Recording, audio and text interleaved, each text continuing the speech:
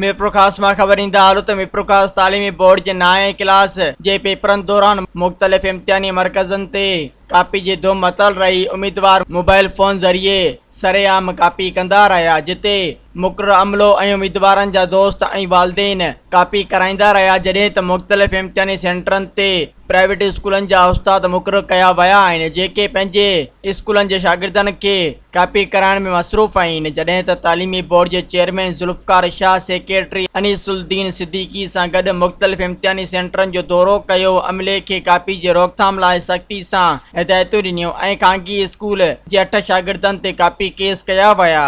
मज़ीद ख़बरनि ऐं तफ़सीलात लाइ विज़िट कयो असांजी वेबसाइट www.awamiNewsHD.com ऐं ॾिसंदा रहो अवामी न्यूज़ HD।